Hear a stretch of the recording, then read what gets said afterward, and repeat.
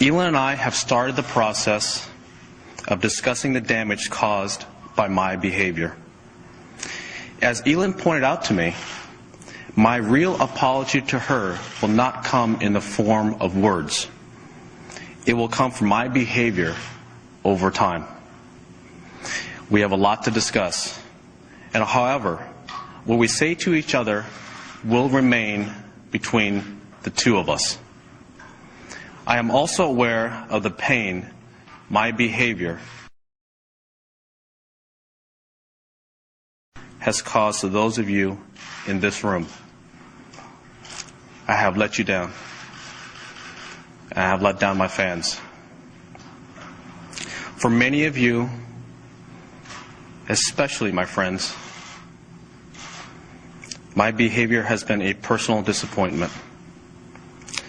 To those of you who work for me, I have let you down personally and professionally. My behavior has caused considerable worry to my business partners. To everyone involved in my foundation, including my staff, board of directors, sponsors, and most importantly, the young students we reach, our work is more important than ever. 13 years ago, my dad and I envisioned helping young people achieve their dreams through education. This work remains unchanged and will continue to grow. From the Learning Center students in Southern California to the Earlwood Scholars in Washington, D.C., millions of kids have changed their lives, and I am dedicated to making sure that continues. But still, I know I have bitterly disappointed all of you. I have made you question who I am and how I could have done the things I did. I'm embarrassed that I have put you in this position. For all that I have done, I am so sorry.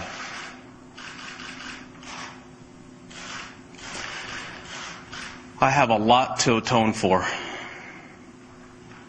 But there's one issue I really want to discuss. Some people have speculated that Elin somehow hurt or attacked me on Thanksgiving night. It angers me that people would fabricate a story like that. Elin never hit me that night or any other night. There has never been an episode of domestic violence in our marriage. Ever.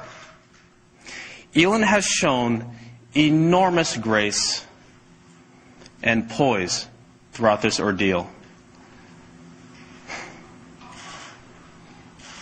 Elin deserves praise, not blame. The issue involved here was my repeated irresponsible behavior. I was unfaithful. I had affairs. I cheated.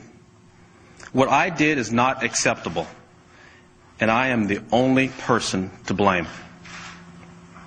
I stopped living by the core values that I was taught to believe in. I knew my actions were wrong, but I convinced myself that normal rules didn't apply. I never thought about who I was hurting.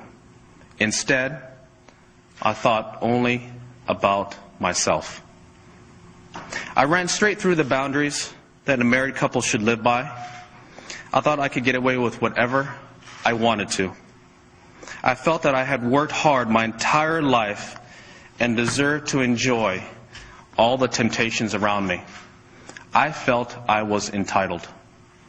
Thanks to money and fame, I didn't have to go far to find them. I was wrong. I was foolish. I don't get to play by different rules. The same boundaries that apply to everyone apply to me. I brought this shame on myself. I hurt my wife, my kids, my mother, my wife's family, my friends, my foundation, and kids all around the world who admired me. I've had a lot of time to think about what I've done. My failures have made me look at myself in a way I never wanted to before. It's now up to me to make amends, and that starts by never repeating the mistakes I've made. It's up to me to start living a life of integrity. I once heard, and I believe it's true, it's not what you achieve in life that matters, it's what you overcome. Achievements on the golf course are only part of setting an example. Character and decency are what really count. Parents used to point to me as a role model for their kids. I owe all those families a special apology. I want to say to them that I am truly sorry. It's hard to admit that I need help, but I do. For 45 days, from the end of December to early February, I was in inpatient therapy, receiving guidance for the issues I'm facing. I have a long way to go, but I've taken my first steps in the right direction. As I proceed, I understand people have questions. I understand the press wants to ask me for the details of the times I was unfaithful. I understand people want to know whether Elin and I will remain together. Please know that as far as I'm concerned, every one of these questions and answers is a matter between Elin and me. These are issues between a husband and a wife. Some people have made up things that never happened. They said I used performance-enhancing drugs. This is completely and utterly false. Some have written things about my family. Despite the damage I have done, I still believe it is right to shield my family from the public spotlight. They did not do these things. I did. I have always tried to maintain a private space for my wife and children. They have been kept separate from my sponsors, my commercial endorsements. When my children were born, we only released photographs so that the paparazzi could not chase them. However, my behavior doesn't make it right for the media to follow my 2.5-year-old daughter to school and report the school's location. They staked out my wife and they pursued my mom. Whatever my wrongdoings, for the sake of my family, please leave my wife and kids alone. I recognize I have brought this on myself.